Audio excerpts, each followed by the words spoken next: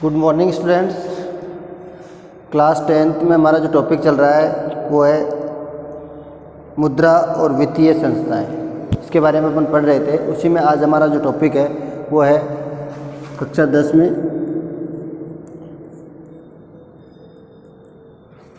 SST सामाजिक अध्ययन।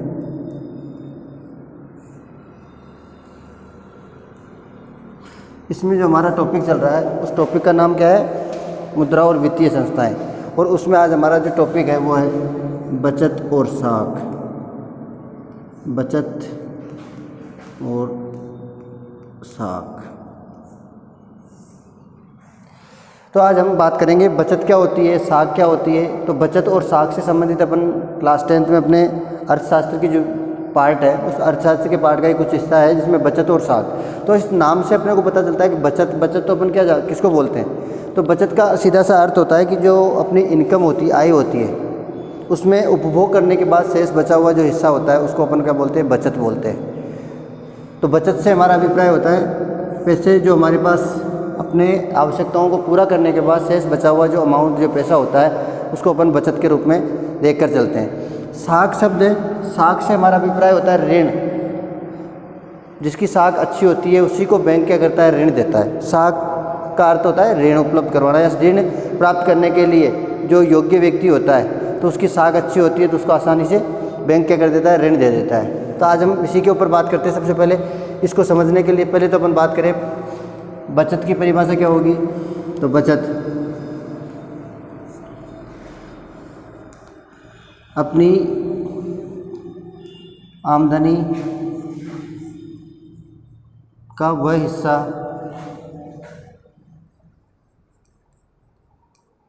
जो उपभोग के बाद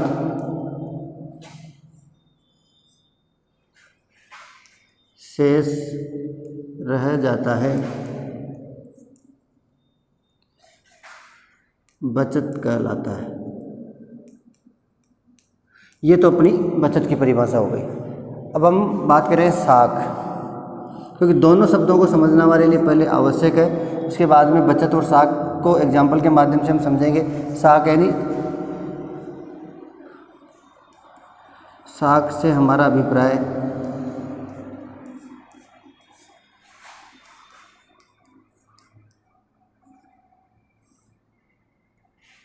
ऋण के रूप में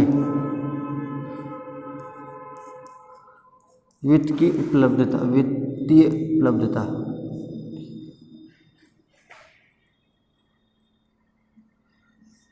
साख कहलाती है।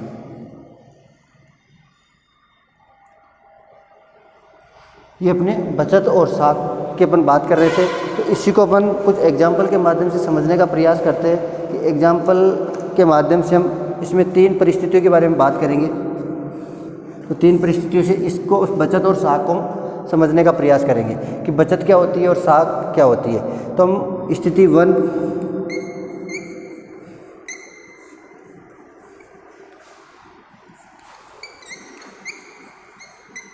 स्थिति 2,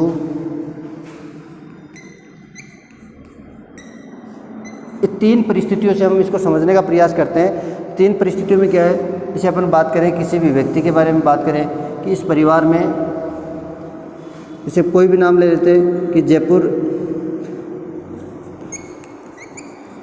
इसमें अपने बुक में एग्जाम्पल दिया हुआ उसको भी आप पढ़ सकते हो। उसी परिस्थिति को अपन संजय अपने माता पिता व भाई बहन के साथ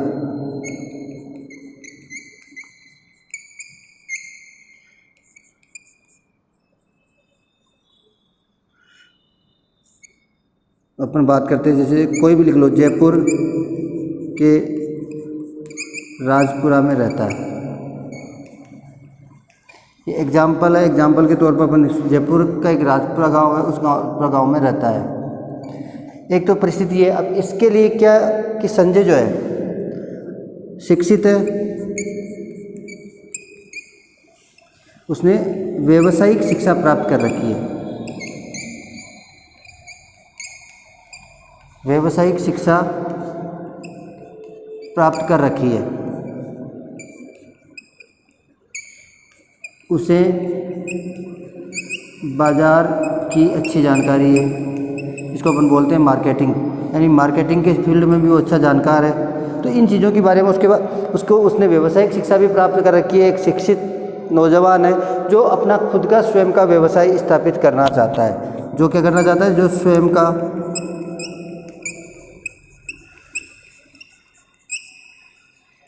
स्थापित करना चाहता है। अब इसकी इच्छा है कि वो स्वयं का एक व्यवसाय स्थापित करे और जिसके माध्यम से वो लोगों को रोज़गार दे। तो इस प्रकार की उसकी सोच है, लेकिन उसकी सोच में ये दिक्कत आती है कि उसके पिता एक किसान है जो अपनी आवश्यकताओं की पूर्ति तो कर लेते हैं, यानी अपनी आवश्यकताओं की पूर्ति तो हो जाती है इनके माध्यम से। पिता जो है वो एक है किसान है। तो किसान होने के कारण उनकी जो आय है वो आय केवल इतनी है कि वो अपने परिवार की आवश्यकताओं, अपने बच्चों की आवश्यकताओं की पूर्ति तो कर लेते हैं, लेकिन संजय को व्यवसाय स्थापित करने के लिए वो और पैसे उपलब्ध नहीं करवा सकते। तो संजय के लिए ये समस्या उत्पन्न हो जाती है कि वो व्यवसाय प्रारंभ करना चाहता है, लेकिन उसके पास किसकी कमी है? धन के अभाव में वह व्यवसाय नहीं कर पा रहा है। ये पहली परिस्थिति है कि इसमें किसके कारण वो योग्य भी है और सारी चीज़ें उसके पास होते हुए भी वो क्या है, अपना व्यवसाय प्रारंभ नहीं कर सकता। उसका कारण क्या है कि उसके पास धन का अभाव है। उसके पिता एक साधारण किसान है जो अपने परिवार की आवश्यकताओं की पूर्ति कर पाते हैं, इसलिए वो धन के अभाव में क्या कर रहा है? धन के अभाव में नया व्यवसाय स्थापित नहीं कर सकता। यहाँ पे अपन बात करें दीपक व उसके वृद्ध माता पिता वह 2 भाई बहन हैं। यहाँ पे परिस्थिति ये है कि जो दीपक है वो दीपक और उसके वृद्ध माता पिता यानी बूढ़े माता पिता है। माता पिता अक्सर बीमार रहते हैं।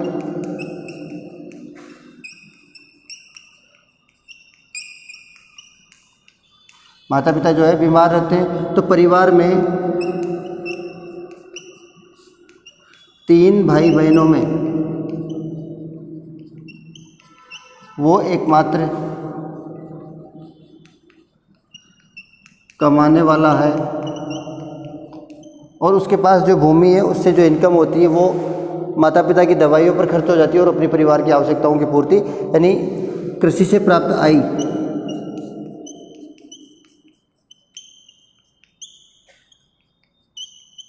परिवार की आवश्यकताओं को पूरा नहीं होती। यानी कृषि से प्राप्त जो आय हो परिवार की जो आय, तो कृषि से प्राप्त आय परिवार की आवश्यकताओं को पूरा नहीं कर पाती है। यानी जो उसको कृषि से जो इनकम प्राप्त होती है, जो आय होती है, उससे उसके परिवार की आवश्यकताएं पूरी नहीं होती। अब उसको भी किसका, अपने माता पिता वृद्ध माता पिता का इलाज करवाने के लिए, अपने भाई बहनों को पढ़ाने के लिए और एक अच्छा जीवन जीने के लिए उसको किसका, धन के अभाव में, धन का अभाव यानी वो क्या चाहता है, ऋण लेकर के अपने माता पिता का इलाज करवाना चाहता है ताकि उसको एक अपने भाई बहनों को अच्छे से शिक्षा दिलाना चाहता है। लेकिन उसके सामने परिस्थिति है कि उसके पास जो आय प्राप्त होती है वो आय उनके परिवार के लिए भी पर्याप्त नहीं है, तो वो किसी और चीज़ के बारे में तो सोच नहीं सकता। तीसरी परिस्थिति की अगर बात करें,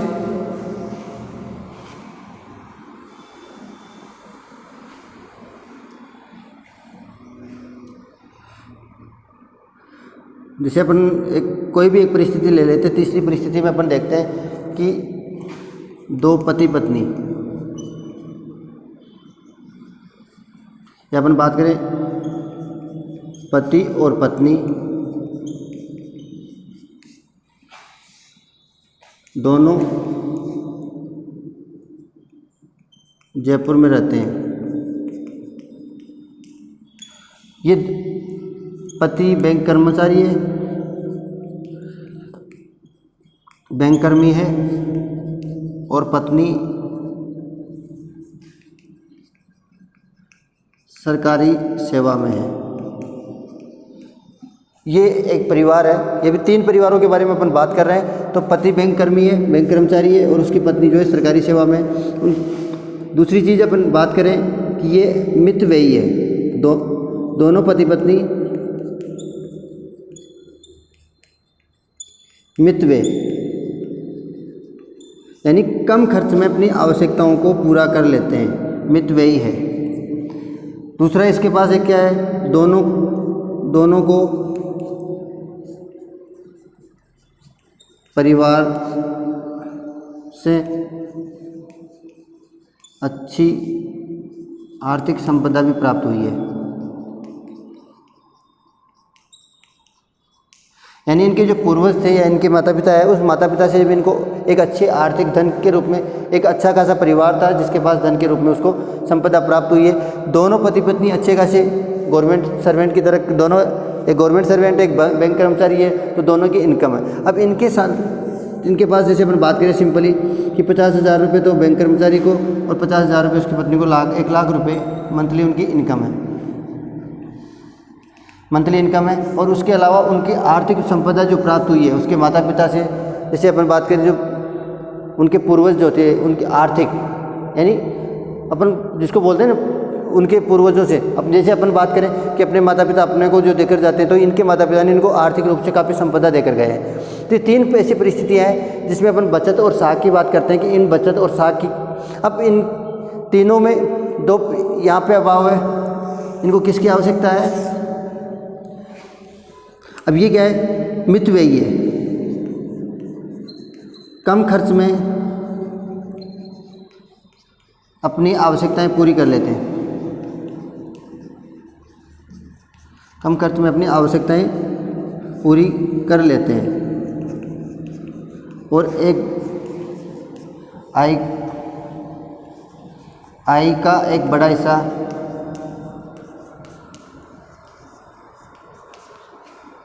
बचत के रूप में शेष रह जाता है।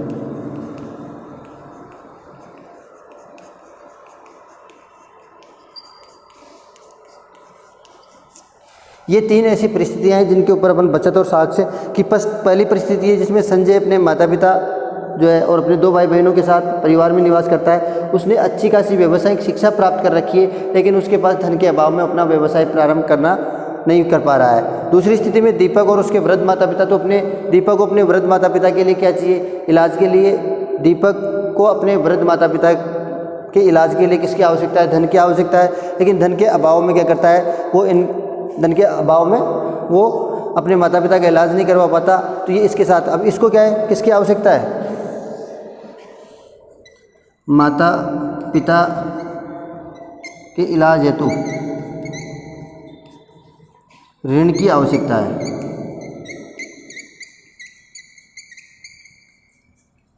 एक स्थिति ये हो गई। यहाँ पर क्या है, संजय को व्यवसाय स्थापित करने हेतु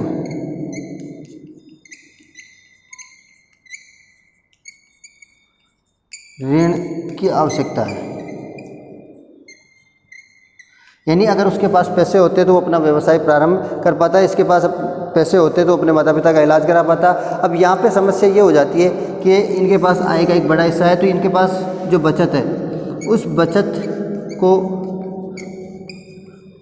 सुरक्षित रखने की समस्या इनके लिए भी एक समस्या बनी हुई है कि वो अपनी जो बचत है उस बचत को कब तक घर पे संभाल के रखेंगे, तो उसको ऐसे हाथों में दे दिया जाए जिससे वो सुरक्षित रह सके और आवश्यकता पड़ने पर वो उसको प्राप्त भी कर सके। अब अपन बात करें सीधे सीधे, क्या ये दोनों जो पति पत्नी हैं जो अच्छी खासी मोटी बचत करते हैं, ये क्या संजय और दीपक को वो डायरेक्टली पैसे दे देते हैं? अगर मान लो किसी का अपनी ये देख के चलते हैं कि दोनों पति पत्नी क्या करते हैं, दीपक और इसको 5-5 लाख रुपए उन्होंने इनको दे भी देते हैं। 5 लाख रुपए में संजय ने क्या किया, अपना व्यवसाय प्रारंभ किया और इसने 2 लाख 5 की ज़रूरत नहीं, 5 लाख रुपए इसको दिए, तो उसने क्या किया, अपने माता पिता का अच्छे से इलाज करवाया, अपने भाई बहनों को अच्छे से पढ़ाया और भाई बहनों को सक्सेस कर दिया। लेकिन समस्या ये हो जाती है कि ये जो इनके द्वारा जो पैसे दिए हुए इसकी पति पत्नी को आवश्यकता, पति पत्नी का कोई भी नाम दे दो, अपन नाम देना चाहें तो उनका नाम भी अपन लिख सकते हैं इसमें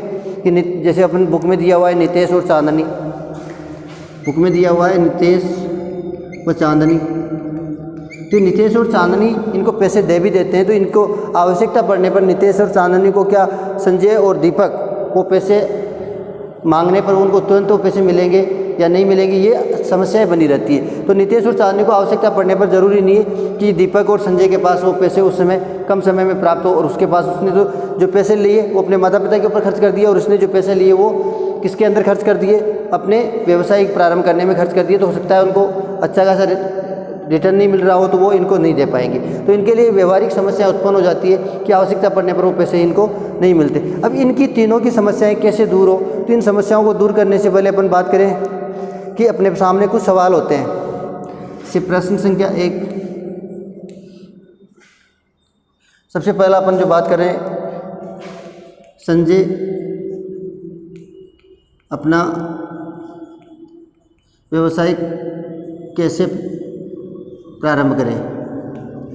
दूसरा है, दीपक अपने माता पिता का इलाज आर्थिक अभाव में नहीं कर पाता। प्रश्न संख्या 3 है कि नितेश और चांदनी अपनी बचत को सुरक्षित कहाँ रखें जिससे उनको समय या तुरंत आवश्यकता पड़ने पर उनको वापस प्राप्त भी हो जाए। तो इस प्रकार के अपने सवाल को सामने आते हैं। तो इन सभी की समस्याओं को दूर कैसे किया जा सकता है, तो उन समस्याओं को दूर करने के लिए अपन बात करेंगे कि एक तीसरा अपने पास, तीनों के पास अलग अलग परिस्थिति है कि अगर इसको पैसे मिल जाए संजय को तो वो व्यवसाय प्रारंभ कर सकता है, दीपक को पैसे मिल जाए तो अपने माता पिता का इलाज करवा सकता है, अपने भाई बहनों को अच्छी ज़िंदगी दे सकता है, और इनको भी कोई ऐसा व्यक्ति या ऐसी कोई संस्था मिल जाए तो इनके पैसों को सुरक्षा प्रदान कर सके। अब सुरक्षा प्रदान करने के साथ साथ अपन बात करें तो एक इन सभी की समस्याओं को दूर करने के लिए अपन थोड़ी बात करते हैं। ये तीनों परिस्थितियाँ याद रखना, इसको मैं मिटा रहा हूँ। अब अपन इन तीनों की समस्याओं को दूर करने के लिए अपने को कौन सा तरीका अपनाना चाहिए या किस प्रकार से इनकी समस्याएं दूर हो सकती है, तो उसके ऊपर बात करते हैं। तो उस शब्द, इन तीनों की समस्याओं को दूर करने के लिए एक शब्द आता है कि इनको एक ऐसी संस्था की आवश्यकता है जो इनके लेन देन वित्तीय मध्यस्थ। ये वित्तीय मध्यस्थ कौन होता है? अब वित्तीय मध्यस्थ क्या करता है? ये एक संस्था के रूप में गठित है, और ये क्या करता है? सरकार द्वारा मान्यता प्राप्त एक संस्था है जो लोगों के लेन देन का, व्यवहारिक जो लेन देन होता है उस लेन देन का लेखा जोखा रखती है, और उसके ऊपर ब्याज प्राप्त करती भी है और ब्याज देती भी है। तो अभी जैसे अपन बात करें नितेश व चांदनी, वित्तीय मध्यस्थ ये क्या करते हैं? नितेश और चांदनी अपनी जो बचत है उस बचत को क्या करते हैं? यहाँ पर जमा करवाते हैं। जमा करवा दी, अब जमा करवाते हैं और इसके बाद में उनको आवश्यकता पड़ने पर वो क्या कर सकते हैं? इसको, इस जमा को वापस, जब आवश्यकता पड़े तो कम समय में उनको सूचित करके कि हमें पैसों की आवश्यकता है तो कम समय में सूचित करके भी अपने पैसे वापस, तो इसको अपन बोलते हैं मांग जमा। मांग जमा क्या होती है? यानी अपन जो बचत जो होती है उसको थोड़ी थोड़ी करके बैंक में डिपॉजिट करवाते हैं और आवश्यकता पड़ने पर हम उसको वापस ले लेते हैं, तो उसको बोलते हैं मांग जमा। तो इन्होंने क्या किया?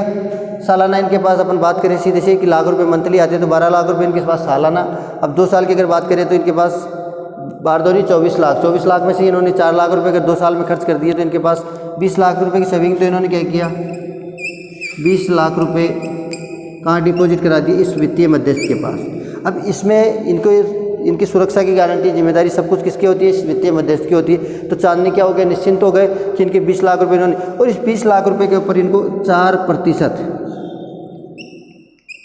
ब्याज भी ये वित्तीय मध्यस्थ प्रदान करता है। यानी इनके द्वारा दिए हुए पैसों के ऊपर इनको ब्याज और मिल रहा है। उनको तो सुरक्षा की जिम्मेदारी, यानी अपने जो सेविंग थी उस सेविंग को सुरक्षित रखने की चिंता थी। यहाँ पर उनको सुरक्षा के साथ साथ कुछ उनके ऊपर इनकम भी प्राप्त हो रही है। तो इन्होंने 20 लाख रुपए डिपॉजिट करवाए बैंक। ये जो अभी वित्तीय मध्यस्थ की भूमिका कौन निभाता है?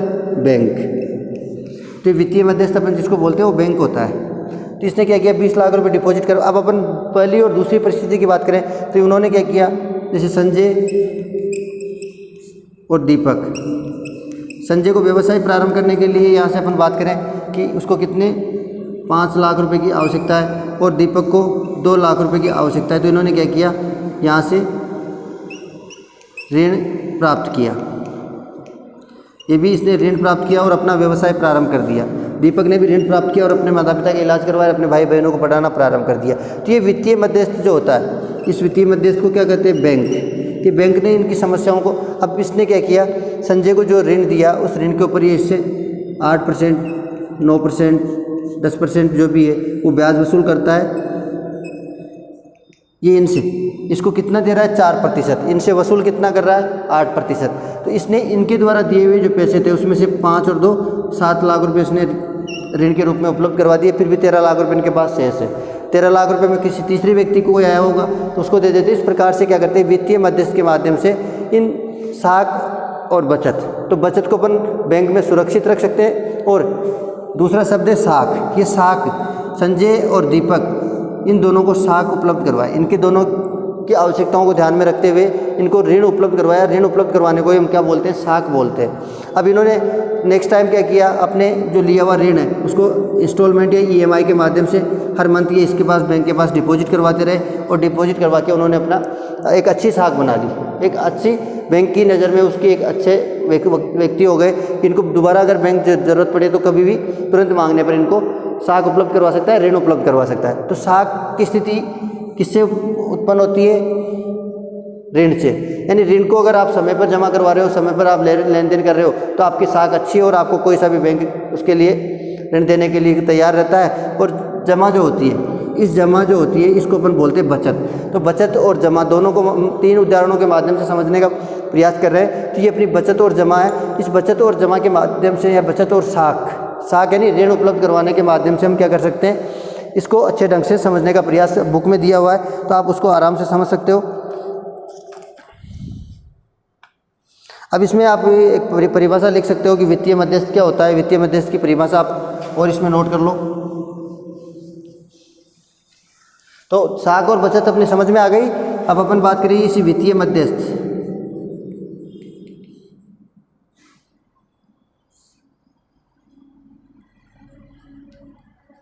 इस वित्तीय मध्यस्थ की परिभाषा आप लिखना चाहो तो इसको ध्यान से लिखो कि वित्तीय मध्यस्थ वे संस्थान या फर्म होती है। वित्तीय मध्यस्थ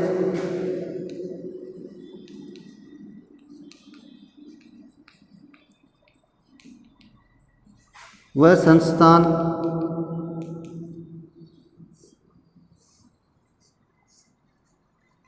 या फर्म होती है जो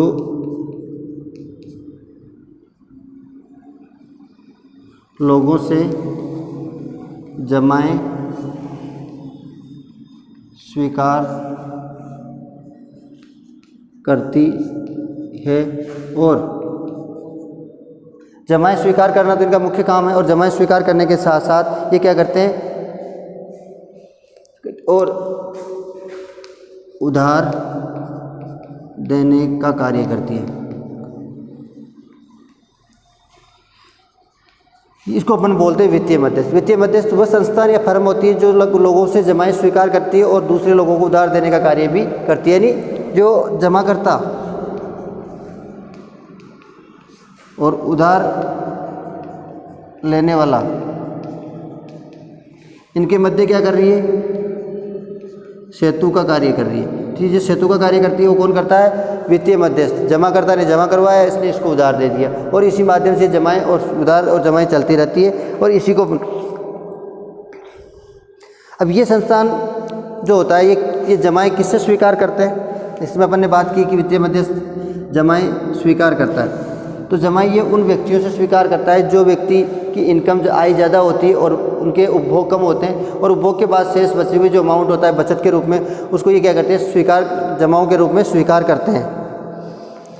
और ये दूसरे उन व्यक्तियों को क्या करते हैं? उधार देने, यानी जिनको आवश्यकता है व्यवसाय हेतु या अपने पर्सनल कार्य हेतु, तो उनको उधार देते हैं या साख प्रदान करने का कार्य करते हैं। तो ये उपलब्ध करवाने के लिए दोनों ही चीज़ें। तो जब बचत करता, आप अपनी बचत इनके पास जमा करवाते हैं। जब बचत करता व्यक्ति होते हैं वो इनके पास अपनी बचत जमा करवाते हैं तो उन्हें उचित ब्याज भी मिलता है। अपन पहले बात करते हैं कि यहाँ पर यदि ये जमा करता है, इसने इसके पास जमा करवाया तो उसको 4% ब्याज भी प्राप्त होता है। तो दोनों ही चीज़ें इसको उपलब्ध होती रहती है। उन्हें उचित ब्याज भी मिलता है और धन सुरक्षित रहता है और आवश्यकता पड़ने पर तुरंत वापस ले भी सकते हैं। तो सेम यही तरीका है कि इसी प्रकार उधार लेने वाला व्यक्ति जो होता है और संस्थाएं वो वित्तीय मध्यस्थों से अनेक प्रकार के लाभ प्राप्त करते हैं, जैसे कि उनके पास सदैव धन की उपलब्धता बनी रहती है, जब इनको आवश्यकता हो तब वो धन प्राप्त कर सकते हैं। तो इसके माध्यम से हम बात कर सकते हैं कि इन सभी कार्यों में बचत और साख में सबसे महत्वपूर्ण भूमिका जो है वो कौन निभाता है? बैंक। तो बैंक जो होता है वो वित्तीय मध्यस्थ की भूमिका निभाता है और इसके माध्यम से हम अपन बचत और साख को समझने का प्रयास करते हैं। और एक बार ध्यान से बुक में पढ़ना है और बुक में पढ़कर इसको समझने का प्रयास करना है। नमस्कार।